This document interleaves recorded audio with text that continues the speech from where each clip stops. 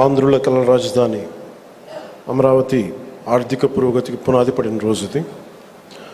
ఆర్థిక కార్యకలాపాలకు మూల స్తంభాలైన బ్యాంకింగ్ వ్యవస్థ కొలువుదీరేందుకు వీలుగా ఏర్పాటు చేసిన ఈ బ్యాంకింగ్ స్ట్రీట్కి పునాది రాయి వేసే బృహత్తర కార్యక్రమంలో విచ్చేసిన గౌరవ కేంద్ర ఆర్థిక మంత్రివర్యులు శ్రీమతి నిర్మలా సీతారామన్ గారికి, గౌరవ ముఖ్యమంత్రులు వర్యులు శ్రీ నారా చంద్రబాబు నాయుడు గారికి, సెంట్రల్ మినిస్టర్ శ్రీ పెమ్మసాని చంద్రశేఖర్ గారికి, సోదరులు నారా లోకేష్ గారికి, ఫైనాన్స్ మినిస్టర్ శ్రీ పయ్యావుల కేశవర్ గారికి, సభను అలంకరించిన గౌరవ సహచర మంత్రివర్యులకి, గౌరవ పార్లమెంట్ సభ్యులకి, గౌరవ శాసన మండలి మరియు శాసనసభ్యులకి, నాయకులకి హృదయపూర్వక ధన్యవాదాలు.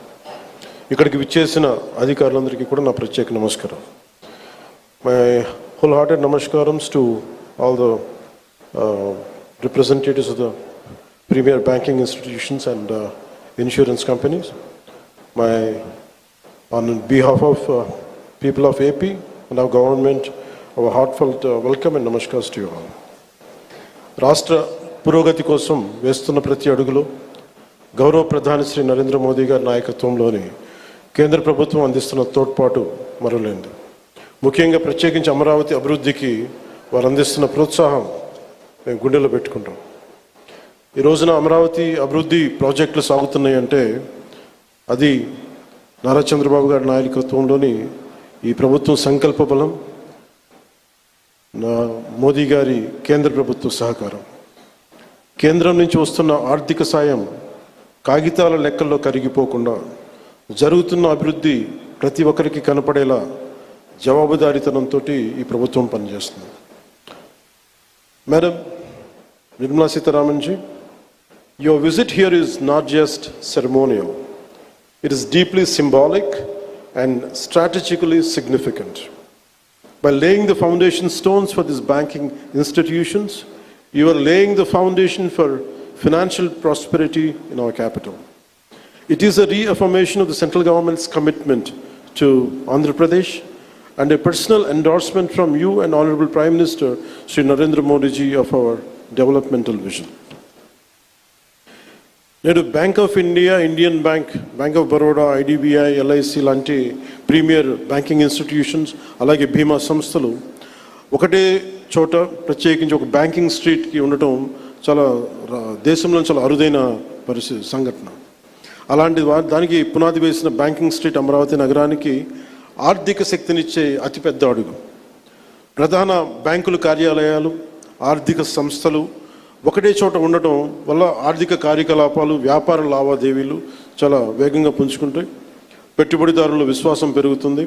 ఆ విశ్వాసం అమరావతిని ఆర్థిక కేంద్రంగా నిలబెడుతుంది. దీనికోసం 1300 కోట్ల పైగా పెట్టుబడి, 6500 మందికి జీవనోపాధి ఎంప్లాయ్మెంట్ దొరుకుతుంది. అలాగే మాట కట్టుబడి ముఖ్యంగా అమరావతి రైతాంగం 34,915 ఎకరాల భూములు రాష్ట్ర భవిష్యత్తు కోసం ఇచ్చిన రైతుల నమ్మకమే మన రాజధాని నగరానికి ఈ పునాది.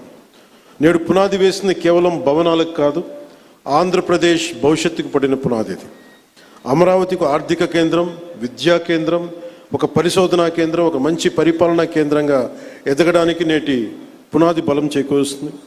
ఈ క్రమంలో కేంద్రం నుంచి అందుతున్న సహకారానికి నిర్మలా సీతారామన్ గారికి ప్రత్యేకంగా ధన్యవాదాలు తెలుపుకున్నాను.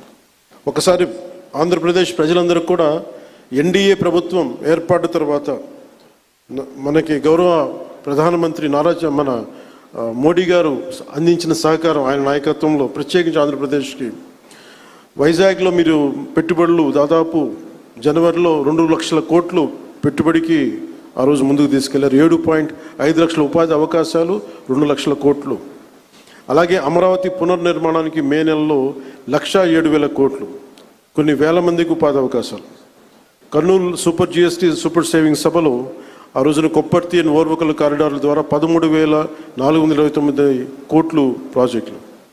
విశాఖ స్టీల్ ప్లాంట్ మూసేస్తారు, ప్రైవేటైజేషన్ జరుగుద్ది అని ఒక స్టీల్ ప్లాంట్ తిరిగి రివైవ్ చేసి దానికి 11,000 కోట్లు మనకి కేంద్ర ప్రభుత్వం గౌరవ ప్రధానమంత్రి మోదీ గారి ఆధ్వర్యంలో ఇవ్వడం జరిగింది. 60,000 ప్రత్యక్షంగా పరోక్షంగా ఉపాధి అవకాశాలు వస్తాయి దీనివల్ల. అలాగే పోలవరం ప్రాజెక్ట్స్ ముందుకెళ్తుందో లేదో అనుకున్న పోలవరం ప్రాజెక్టుకి ఈ రోజున కేంద్ర ప్రభుత్వం 12,500 కోట్లు కేటాయించడం జరిగింది. అమరావతి రాజధాని నిర్మాణానికి 15,000 కోట్ల రూపాయలు ఇచ్చినందుకు మనస్ఫూర్తిగా ఇలాంటి అంటే ఇది ఒకసారి కేంద్ర ప్రభుత్వం ఎంత చేస్తుంది, మనకి రాష్ట్ర ప్రభుత్వానికి ఎంత అండగా నిలబడుతుందని చెప్పడానికి ఇవి బలమైన తార్కాణాలు, బలమైన నిదర్శనం.